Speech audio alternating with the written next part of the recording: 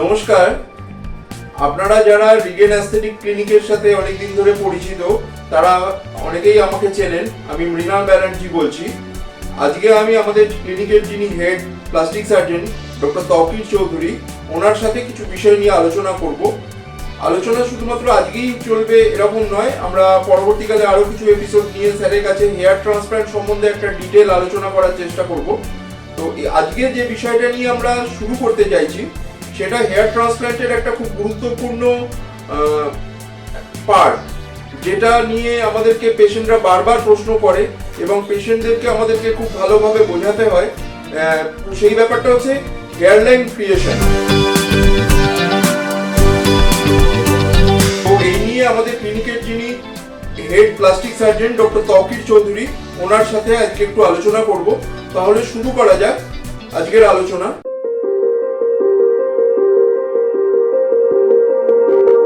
Sir নমস্কার, আজকে আমি আপনার সাথে হেয়ার লাইন ক্রিয়েশন নিয়ে আলোচনা করব।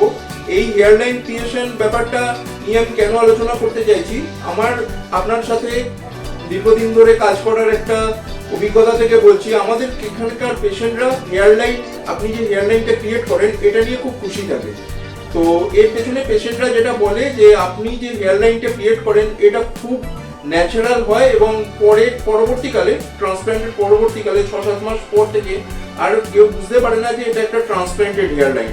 তো এইটা কি প্রিন্সিপাল মেনে আপনি করেন, এটা যদি আমাদের পেশেন্টদের সঙ্গে একটুখানি আলোচনা করেন তাহলে তাদেরকেও বুঝতে, যারা আমাদের কাছে ধরুন ট্রান্সপ্ল্যান্ট করেনি তাদের কাছে জিনিসটা সহজ বলতে হবে। হেয়ার লাইন ক্রিয়েট করা তো একটা সায়েন্টিফিক প্রসেস, তো এটাকে ক্রিয়েট করার আগে অ্যানাটমি জানতে হবে। মানে হেয়ার লাইন ন্যাচারাল যে হেয়ার লাইন যেটা হয়, যেটা জন্মগত যেটা হেয়ার লাইন, সেটা কি কেমন থাকে, তার অ্যাপিয়ারেন্স কীরকম, দেখতে কেমন হয়, সুতরাং এই অ্যানাটমিটা আগে জানতে হবে। এই হেয়ার লাইনটা কখনোই টোটালি রেগুলার হয় না, রেগুলার হলে আর্টিফিশিয়াল হয়ে যায়। এই নর্মাল বা ন্যাচারাল হেয়ার লাইন যেটা হয় সেটা সাধারণত ওয়েভি প্যাটার্ন হয়, নন সিমেট্রিক্যাল হয় এবং এটা খানিকটা ইরেগুলার প্যাটার্নের হয়ে থাকে। সুতরাং এই ইরেগুলার প্যাটার্ন, তার সঙ্গে নন সিমেট্রিক্যাল, তার সঙ্গে ওয়েভি প্যাটার্ন বিভিন্ন রকম, আবার ওয়েভি হয় সেটা আবার ছোটো ওয়েভ হয়, বড়ো ওয়েভ হতে পারে, এইসব মিলিজুলি একটা ন্যাচারাল লুক আসে তাতে। এই ন্যাচারাল লুকটাকে মেনটেন করতে হবে। সুতরাং হেয়ার লাইন ক্রিয়েশন করাটা একটা আর্টের সঙ্গে সঙ্গে, আর্টিস্টের সাথে সাথে এটা একটা সায়েন্স হয় এবং এটা ক্রিয়েট করতে গেলে যাতে হেয়ার ট্রান্সপ্লান্ট করার পরে যে লাইনটা আসবে তাতে যেন কোনো তৃতীয় ব্যক্তি যেন বুঝতে না পারে যে এর হেয়ার লাইন ট্রান্সপ্লান্ট করা হয়েছে, বা দেখতে যেন এমন কিছু আনন্যাচারাল না হয়। সুতরাং তার জন্য কিছু প্রিন্সিপাল আছে, কিছু প্রসেস আছে, কিছু ইনস্ট্রুমেন্টস আছে, তার ডিজাইনিং প্রসেস আছে। এই সমস্ত মেনে চলে সমস্ত কিছু ঠিক করে তখনই হেয়ার লাইন ডিজাইন করা হয়। সাধারণত অভিজ্ঞ যারা সার্জেন আছেন, অনেকদিন ধরে এই ফিল্ডে কাজ করছেন, তারা সাধারণত এই সমস্ত প্রসেসগুলো ওনারা জানেন। সেইভাবেই হেয়ার লাইন ডিজাইন করা হয়। আর মেন পারপাস হচ্ছে যে একটা respectable look, natural hairline with a respectable density, এটাই হচ্ছে মেন উদ্দেশ্য।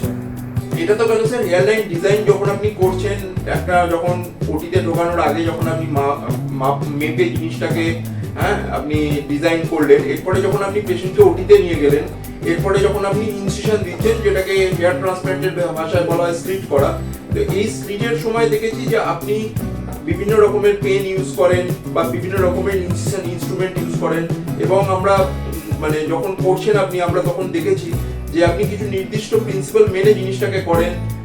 যে যখন আপনি ফ্রন্টাল হেয়ার লাইনটা তৈরি করছেন বা যখন টেম্পোরাল লাইনটা ক্রিয়েট করছেন, তো এই জিনিসটা যদি আপনি বুঝিয়ে বলেন যে এই জিনিসটা কতটা গুরুত্বপূর্ণ এবং এটার কতটা উপযোগিতা। হেয়ার লাইন ক্রিয়েট করার সময় অনেকগুলো জিনিস মাথায় রাখতে হবে। বিফোর স্লিটিং করার আগে জানতে হবে যে একটা তো অ্যানাটমি বললাম, হেয়ার লাইনের প্যাটার্নটা কীরকম হয়, ওয়েভি প্যাটার্ন, রেগুলার প্যাটার্ন, নন সিমেট্রিক্যাল প্যাটার্ন যেটা হয় সেটা একটা হলো। তার সঙ্গে আর একটা ইম্পর্টেন্ট জিনিস যেটা হচ্ছে যে direction of the hair slit and the angulation of the slit. যেরকম ডাইরেকশন করবেন বা যেরকম অ্যাঙ্গুলেশন দেবেন, হেয়ারগুলো কিন্তু ওই অ্যাঙ্গেলে ওই ডাইরেকশনে বসবে। তো নর্মাল অ্যানাটমি যদি ধরা হয় সেক্ষেত্রে কিন্তু স্পেসিফিক অ্যাঙ্গুলেশন আছে। যে অ্যাঙ্গুলেশনটা শুরু হয় টেম্পোরারি থেকে, এখানে দেখবে টেম্পোরারি হেয়ারগুলোতে একদম শুয়ে থাকার মতো থাকে, মানে মিনিমাম অ্যাঙ্গেল থাকে, সাধারণত 5 থেকে 10 ডিগ্রি অ্যাঙ্গেলের মতো এগুলো থাকে। যত সাইড থেকে টেম্পল থেকে সামনে যাওয়া যাবে তত অ্যাঙ্গুলেশন বাড়তে থাকে, 10 থেকে 20 ডিগ্রি, তারপরে সামনে এসে ওটা 15 থেকে 20, 30 আপ টু 30 ডিগ্রি করলে আর ডাইরেকশন যেটা হয়, যেটা 5টা ফিঙ্গার যদি আপনি সোজা রাখেন, মিডল ফিঙ্গার যদি সেন্টারে রাখেন, দেখবেন যে ফিঙ্গারগুলোকে বিভিন্ন ডাইরেকশনে বিভিন্নভাবে যাচ্ছে। এইটা হচ্ছে ন্যাচারাল ডাইরেকশন, এই ডাইরেকশনটাও আপনাকে মেনটেন করতে হবে।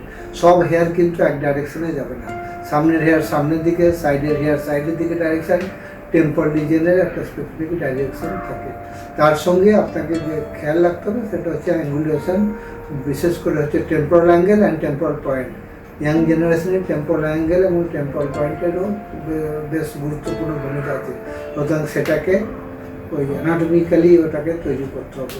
সেটা অভিজ্ঞ সার্জেনরা সবাই জানেন এবং সেভাবেই তৈরি করা হয়। আমাদের মেন পারপাস যেটা হবে সেটা ন্যাচারাল লুক দিতে হবে, ন্যাচারাল অ্যানাটমি, নর্মাল যে অ্যানাটমি আছে সেটাকে মেনটেন করে হেয়ারলাইন তৈরি করতে হবে। আর এই হেয়ারলাইন তৈরি করার জন্য বিভিন্ন রকমের ইনস্ট্রুমেন্ট ইউজ হয়, কেউ নিডল দিয়ে করে, কেউ ব্লেড দিয়ে করে, কেউ সাফায়ার ইউজ করে। তো আলটিমেটলি এখন যেটা ইউজ হচ্ছে সেটা সাফায়ার ব্লেড ইউজ হয়, আমরা সাফায়ার ব্লেড ইউজ করি, যাতে তার অনেক কিছু অ্যাডভান্টেজ আছে, সেগুলো পরে বলা যাবে আর কি।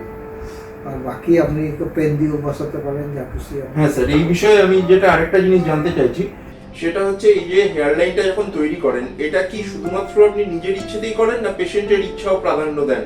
এবং এই প্রসঙ্গে আমরা দেখেছি আপনি রিসেন্ট বিগত কয়েক বছর ধরে লেজার ইউজ করেন হেয়ার ট্রান্সপ্লান্টের, হেয়ারলাইন ক্রিয়েশনের সময়, এইটা কেন ইউজ করেন এই বিষয়েও যদি আমাদেরকে একটুখানি বলেন, যে পেশেন্টের ইচ্ছেটাকে আপনি কতটা প্রাধান্য দেন আর কতটা নিজের এক্সপিরিয়েন্সকে প্রাধান্য দেন? কসমেটিক সার্জারির ক্ষেত্রে সাধারণত সবসময় একটা মাথায় মনে রাখতে হবে সার্জনদের, যে পেশেন্টের ইচ্ছাটাকে পূরণ করতে হবে। সুতরাং পেশেন্টের চাহিদাও একটা বিরাট ইম্পর্টেন্ট ব্যাপার। যে পেশেন্টের চাহিদার সঙ্গে তার সাথে অ্যানাটমি বা অন্য কিছু যে আনুষঙ্গিক যে দরকার সেটা পেশেন্টের সঙ্গে ডিসকাস করে একটা কাউন্সেলিং করে সেই পর্যায়ে আসতে হবে, যাতে তার সে পেশেন্ট যেন তাতে খুশি থাকে।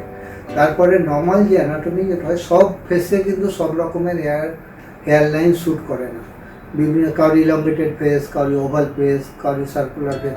সো এই সমস্ত দেখে কার ফেসে কোন ধরনের হেয়ারলাইন মানাবে এইটা কিন্তু ড্র করে পেশেন্টের সাথে বসে তার কনসেন্ট নিয়ে সেইভাবে তৈরি করতে হবে, ঠিক আছে? সুতরাং হেয়ারলাইন ড্র করার সময় পেশেন্টের চাহিদাও মানে শুনতে হবে, আবার নর্মাল অ্যানাটমিক্যালি যেটা ওর ফেসের হিসাবে শ্যুট করে। বিশেষ করে যেটা আপনাকে দেখতে হয় সেটা হচ্ছে লেভেল, কোন লেভেলে আপনাকে হেয়ারলাইন করতে হবে। ইউজুয়ালি আমাদের ফোরহেড যে রিঙ্কেল লাইন্স থাকে, যেটা আপনাকে পেশেন্টকে বলিও যেটা ফ্রন্ট করতে হবে, বা উপর দিকে তাকিয়ে যেটা রিঙ্কেল লাইনটা বলি, সাধারণত তার উপরে আপনাকে করতে হবে, নাহলে লুকটা আবার হেয়ারের মুভমেন্টটা একটু চলে আসবে। আর সাধারণত এটা যেটা নর্মাল যেটা আমরা বলি, যেটা 4 আঙ্গুল বা 7.5 সেন্টিমিটার অ্যাবাভ দ্য গ্লাভুলার পয়েন্ট। এই বিষয়ে যে আপনি লেজার ইউজ করছেন রিসেন্ট পাস্টে বেশ কয়েক বছর ধরে, তো এইটার কি স্পেশালিটি আছে স্যার? এবার লেজার সম্বন্ধে বলি, লেজার হচ্ছে যে একটা মানে সিমেট্রি দেয়, একটা বোথ সাইড সিমেট্রি, যেটা একটা পারফেক্ট হেয়ারলাইন বললেও চলে। কিন্তু লেজারটা যে I personally don't prefer laser hairline, because laser এক রকমের মানে হেয়ারলাইন তৈরি করে, এই লেজারের কিন্তু হেয়ারলাইন চেঞ্জ করা যায় না। এটা একটা দেখবেন একটা সার্কুলার বা হাফ মুন টাইপের তৈরি হয়, যেগুলো কনভেনশনাল লেজার মানে মার্কিং সিস্টেম আমাদের এখন অ্যাভেলেবেল আছে, তাতে একরকম হেয়ারলাইন করে। কিন্তু এই হেয়ারলাইনটাকে চেঞ্জ করা যায় না। আপনি যদি ওটা ট্রায়াঙ্গেল করতে চান, আপনি ওটাকে যদি খানিকটা মডিফাই করতে চান ফেস অনুযায়ী, হেয়ারলাইনটা তো ফেস অনুযায়ী, সুতরাং সেক্ষেত্রে ওই লেজারটাকে মানে মডিফাই করা যায় না, ওটা কিন্তু একরকমের ফিক্স থাকে। এটা একটা আইডিয়া দিতে পারে, কিন্তু ওটা আপনার হেয়ারলাইনটাকে আপনার মনের মতো ওটা বানাতে পারবে। সুতরাং laser has disadvantages also, and particularly for me, I use sometimes, but I am not in favor of using laser in all patients. কিছু কিছু পেশেন্টের ক্ষেত্রে আমি ওর লেজারের সাহায্য নিই, কিন্তু বাকিটা আমাকে নিজেকেই তৈরি করতে হয় according to patient demand and anatomy of the face etcetera. ঠিক আছে, এটাই হচ্ছে মেইন। আর একটা যেটা ইম্পর্টেন্ট প্রশ্ন, যেটা যারা মেনলি হেয়ারলাইন ক্রিয়েশনের জন্য গ্রেড 2 বল্ডনেসের পেশেন্টরা আসে, তারা অনেকেই বলে যে যে স্যার যদি আমাকে পুরো ন্যাড়া না করা হয়, সামনের দিকটাতে যখন চুল বসাচ্ছি পুরোটা ন্যাড়া যদি না করা হয় তাহলে আমাদের অনেকটা সুবিধে হয়। তো এরকমও আপনি বেশ কিছু কেস করেছেন যেখানে পুরো পেশেন্টকে বল্ড করেননি। তো এই বিষয়ে আপনার মতটা কি, মানে কোনটা ভালো, মানে বল্ড পুরো করে নেওয়াটাই বেটার, না পেশেন্টের প্রাধান্য দিয়ে পেশেন্টের ফ্রন্টাল হেয়ার লাইন টুকুনি খালি সার্জারি করার জন্য ন্যাড়া না করা হয়, এই বিষয়টা নিয়ে যদি একটু হেয়ার লাইন বা গ্রাফটিং যদি বলা যায়, হোল প্রসেস যেটা হয়, সামনের হেয়ার লাইনটা করতে গেলে অনেক সময় যেটা হয় ইয়াং জেনারেশনের ক্ষেত্রে যায়, যেটা তারা সেভিং চায় না, তো সেভিং না করেও করা যায়। হেয়ার লাইনে গ্রাফট বসানো তো কোনো অসুবিধা নেই, শুধুমাত্র যেখানে যদি এফইউ প্রসেস করা হয় তাহলে যেখান থেকে চুল সেই জায়গাটাকে শুধুমাত্র ছোটো করতে হবে। তার উপরের চুল বড় থাকবে, নিচের চুল বড় থাকবে, তাতে কোনো অসুবিধা নেই। অপারেশনের পরে উপরের চুলটা দিয়ে নিচে ঢেকে যায়, তাতে বিশেষ কিছু বোঝা যায় না, ঠিক আছে। সুতরাং না কেটেও করা যেতে পারে, সেক্ষেত্রে একটা অপশন আছে। আর এফইউটি করলে কিন্তু তাহলে পিছনে শুধু স্ট্রিপ কেটে নেওয়া হতো, সুতরাং সেক্ষেত্রে আর ওখানে শুধু ওই স্টার মার্ক ছাড়া আর কিছু বোঝা যায় না, ওটা পরে ঢেকে দেয়। সুতরাং এক্ষেত্রে চুল সেভিং না করে করা যায়। তবে একটা ডিসঅ্যাডভান্টেজ আছে যে সেভিং না করে পরে পরবর্তীকালে ট্রান্সপ্লান্টের পরে ওটাকে মেনটেন করা একটু প্রবলেম হয়। রেগুলার আপনাকে শ্যাম্পু করা, ওইখানে স্ক্যাব বা যেগুলো গ্রাস জমবে সেইগুলোকে পরিষ্কার করা একটু ডিফিকাল্ট হয়ে ওঠে, কিন্তু যারা মেনটেন করতে পারবে তাদের জন্য অসুবিধা নেই। আর অনেকেও তো আছে যাদের প্রফেশনাল রিজনের জন্য তারা তো সেভিং করতে চায় না বা সেভিং করাটা ঠিক হবে না, সেক্ষেত্রেও করা যায়। যদি আপনি বলছেন যে দুটোই করা যায়, তবে পেশেন্টের জন্য সুবিধাজনক হবে যদি তারা পুরোটাই সেভিং করলে কি হলো, তোমার মেনটেন পরবর্তীকালে মেনটেন করা খুব ভালো সুবিধা হয়। শ্যাম্পু করা, ক্লিন রাখা, ওটাকে স্যালাইন স্প্রে করা, এই সমস্ত ক্ষেত্রে খুব সুবিধা হয়। ঘাটা থাকে সেটাও তাড়াতাড়ি একটু ক্লিন করে দেয়। সেভিং করে দেওয়াটাই বেটার, তবে না সেভিং করেও করা যায়। এরপরে যে প্রশ্নটা স্যার আপনাকে আমি করব সেটা হচ্ছে যে হেয়ারলাইন ক্রিয়েশন এই যে জিনিসটা যখন হচ্ছে, এটাতে কি যে গ্রাফট বসানো হয়, আমি দেখেছি যে নির্দিষ্ট এক রকমের গ্রাফটই আপনি পছন্দ করেন হেয়ারলাইনের একদম সামনেটাতে। তো এই বিষয়টাকে যদি আমাদের পেশেন্টদেরকে বলেন যে জিনিসটা ন্যাচারাল করার জন্য কি কোনো নির্দিষ্ট পরিমাণ মানে নির্দিষ্ট রকমের গ্রাফটের প্রয়োজন হয়, এবং ওই হেয়ারলাইন ক্রিয়েশনে মোটামুটি কত গ্রাফটের প্রয়োজন হয়ে থাকে সাধারণত? হেয়ারলাইনটা যদি ন্যাচারাল লুক, একটা মানে স্লিটিং করার পরে ওটাকে ন্যাচারাল লুকও দিতে হবে। সেই জন্য যেটা নর্মালি যেটা মানে অ্যানাটমি যেটা বলে সেটা হচ্ছে যে সামনের থেকে হেয়ারের ডেন্সিটিটা একটু কম থাকে, তারপরে যত পিছন দিকে যাবে ডেন্সিটিটা তত ধীরে ধীরে বাড়তে থাকে। সুতরাং একদম সামনের হেয়ার লাইনটাতে খুব বেশি ডেন্সিটি না হলে ভালো, যার জন্য আমরা সাধারণত সিঙ্গেল গ্রাফ বসিয়ে থাকি। সামনের হেয়ার লাইনটার কিছুটা অংশ সিঙ্গেল গ্রাফ দিয়ে থাকি যাতে ওটা একটু হালকা লাগে, ওইটাই ন্যাচারাল হবে। তারপরে যত পিছন দিকে যাবো ডাবল গ্রাফ, ট্রিপল গ্রাফ দিয়ে ডেন্সিটি বাড়াতে থাকবে। সুতরাং নর্মাল অ্যানাটমি মেনটেন করতে গেলে এটাকে একটু মেনটেন করতে হয়। সিঙ্গেল গ্রাফ দিয়ে শুরু করা, তারপরে ধীরে ধীরে ডাবল গ্রাফ, ট্রিপল গ্রাফ, যত পিছন দিকে যাবেন তত যে কোনো গ্রাফটা আপনি দিতে পারেন, তাতে কোনো অসুবিধা নেই। আর যেটা হচ্ছে যে কত গ্রাফ লাগে হেয়ার লাইন, এবারে হেয়ার লাইনে হচ্ছে যদি ভালো করে ডেন্সিটি দিয়ে করা হয় বা হেয়ার লাইন যদি ট্রানজিশনাল জোন বা ডিফাইন্ড জোন যদি মেনটেন করে সমস্ত কিছু করা হয়, একটা রেসপেক্টেবল লুক দিতে গেলে নর্মালি যেটা আমরা দেখে থাকি হেয়ার লাইন তৈরি করতে গেলে সেখান থেকে মোটামুটি ধরে নিন 2 থেকে 2.5, কোনো কোনো ক্ষেত্রে 700 বা 3000 পর্যন্ত গ্রাফ লেগে যায়। এটা ডিপেন্ড করে, সবার তো মাথার সার্কামফারেন্স সমান না, ওটার সাইজ সমান না, হেয়ার লাইন অনেকের অনেক লম্বা হয়, চওড়া হয়, সেই সমস্ত ক্ষেত্রে। সুতরাং এটুকু জেনে রাখতে হবে, ভালো করে হেয়ার লাইন করতে গেলে 2 থেকে 2.5-3 পর্যন্ত গ্রাফ শুধু হেয়ার লাইনেই লেগে যায়, ঠিক আছে। এটা কিন্তু মনে রাখতে হবে। কম দিয়েও করা যায়, ডেন্সিটি কম হবে, আপনি 1000 গ্রাফ 1200 গ্রাফ দিয়েও করে দিতে পারেন, ডেন্সিটি সেখানে মনে রাখতে হবে ডেন্সিটি কম হবে। ভালো হেয়ার লাইন, ফুল ডেন্সিটি, ভালো দেখতে, ন্যাচারাল লুক দেখতে করতে গেলে ওই ধরনের গ্রাফট লাগবে, ওটা লাগে। কিন্তু এক্ষেত্রে মানে এরকম যেন কোনো কনফিউশন থাকে না, যাতে আপনাদের সব বা তোমাদের সবারই জানার কথা যারা হেয়ার ট্রান্সপ্লান্ট করতে চাইছো, যে ওখানে বলে দিয়েছে 1000-1200 ওইখানে বলছে 1500, ওখানে বলছে 2000, আপনি বলছেন 2500, এটা কোনো ব্যাপার না। এটা হচ্ছে যে ডেন্সিটি, যে যত কম ডেন্সিটি দেবে তার কম গ্রাফট হবে। আমি সেটাই বলে দিলাম, 1000 গ্রাফটও হয়ে যাবে। রেসপেক্টেবল একটা ভালো ডেন্সিটি যে যদি করতে হয় হেয়ারলাইন, আমাদের এক্সপিরিয়েন্স বা আমার এক্সপিরিয়েন্সে বলে এটা 2000-2500 পর্যন্ত গ্রাফট মিনিমাম লেগে যায়। এটা হচ্ছে ন্যাচারাল লুক, তার সঙ্গে ডেন্সিটিটাও মেনটেন করে করতে হবে। লুকটা যে চেঞ্জ হয় সেটা ফ্রন্ট থেকেই হয়, হেয়ারলাইন থেকেই চেঞ্জ হয়। হেয়ারলাইন থেকে খারাপ করা যাবে না, হেয়ারলাইনে কম্প্রোমাইজ না করা, গ্রাফ কম্প্রোমাইজ না করাই ভালো। কেননা তোমার সমস্ত স্যাটিসফ্যাকশান ওই হেয়ারলাইন থেকেই আসবে। পরে পিছন দিকে গেলে তোমার যদি হেয়ারের অ্যাভেলেবিলিটি না থাকে, কম হেয়ার থাকে, সবার তো সমান হেয়ার পিছন থেকে গ্রাফ পাওয়া যায় না, তাহলে সেই ক্ষেত্রে পিছন দিকে তুমি কমও দিতে পারো। সামনের হেয়ার তো সবসময় টেনে বড় করে পিছন দিকটা কভার করা যায়। আর যদি লিমিটেশন না থাকে, পরে আবার সেকেন্ড সেশনও করা যায়। সেকেন্ড সেশনে তুমি যত খুশি গ্রাফ পিছনে করো, 2-3টে সার্জারি তো সবসময় করা যায়, ডাইরেক্ট বিয়ার দিয়েও করা যায়, বুঝলাম, সেটা কোনো ব্যাপার না। এই ফ্রন্টাল হেয়ারলাইন ক্রিয়েশনে তো আশা করি স্যার বিয়ার্ডের খুব একটা প্রয়োজনীয়তা হয় না, তো এই ব্যাপারটা যদি একটুখানি বলেন। বিয়ারটা হচ্ছে একটু অ্যানাটমিক্যালি এটা ডিফারেন্ট। স্ক্যাল্প হেয়ার আর বিয়ার্ড হেয়ার দুটো আলাদা। বিয়ার্ড হেয়ারটা একটু বেশি কোর্স হয়, সামটাইম কার্লিও হয়, সুতরাং ফ্রন্টাল হেয়ারলাইনে we avoid this usually unless there is some compulsion there. We don't put the beard hair in the frontal hairline. সাধারণত বিয়ার্ড বসালেও আমরা সবসময় বিয়ার্ডের সঙ্গে স্ক্যাল্প হেয়ার মিক্স করে বসাই, আর সাধারণত সেটা পিছনের দিকে আমরা চেষ্টা করি বসাতে।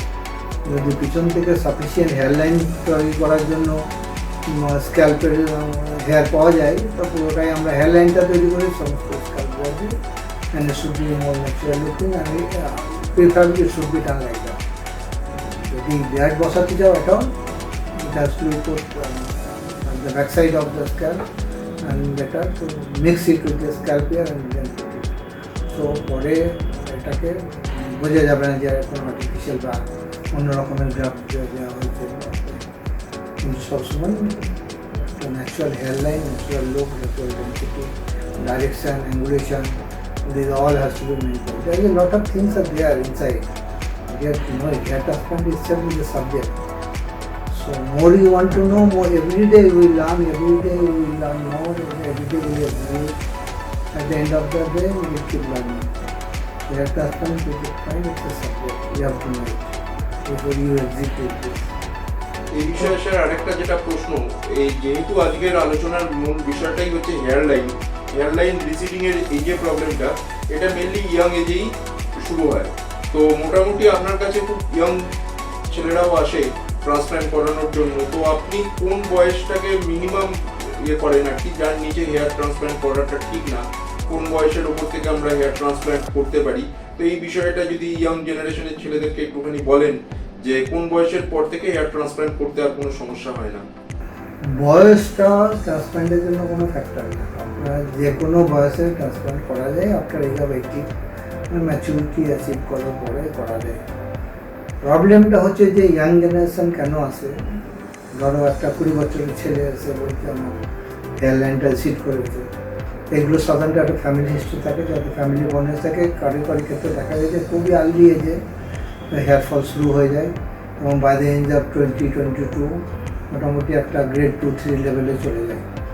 ইয়াং জেনারেশন ন্যাচুরালি না, সে কলেজে পড়ছে, সে চাকরি করছে, তার চাকরির ক্ষেত্রে সমস্ত জায়গায় তো একটা লোকের প্রশ্ন তো আসেই, সে একটা ইনফিরিয়রিটি কমপ্লেক্সে ভোগে। সুতরাং তার চাহিদা থাকে যে আমার এজটা ব্যাপার না, আমার যদি লোকটা চেঞ্জ করতে হবে। সুতরাং সেক্ষেত্রে usually you should wait till the hair fall is stable. After that you can go for it. তো আজকের আলোচনাটা আমরা এইখানে ইতি টানছি, এটা সবে শুরু। এই আমি পার্সোনালি চাইছি যে স্যারের কাছ থেকে হেয়ার ট্রান্সপ্ল্যান্ট পুরো ব্যাপারটাকে নিয়ে রেগুলার বেসিসে আলোচনার মাধ্যমে আপনাদেরকে শেয়ার করব।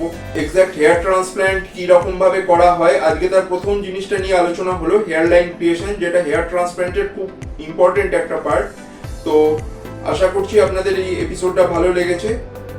কিছুদিনের মধ্যেই আমরা পরবর্তী এপিসোড নিয়ে আসবো। ততক্ষণ অবধি আপনারা যদি আপনাদের মধ্যে কোনো প্রশ্ন থাকে তাহলে আমাদেরকে কমেন্টের মাধ্যমে শেয়ার করলে আমরা সেই জিনিসটা ডেফিনেটলি আপনাদেরকে উত্তর দেব। থ্যাংক ইউ, ভালো থাকবেন স্যার। অসংখ্য ধন্যবাদ আপনাকে। সবাইকে আপনাদেরকে ধন্যবাদ জানাচ্ছি, আপনারা চ্যানেল সাবস্ক্রাইব করবেন, পরে আমরা অন্য টপিক নিয়ে আবার আসবো। সবাই ভালো থাকবেন, সুস্থ থাকবেন। Thank you. Thank you.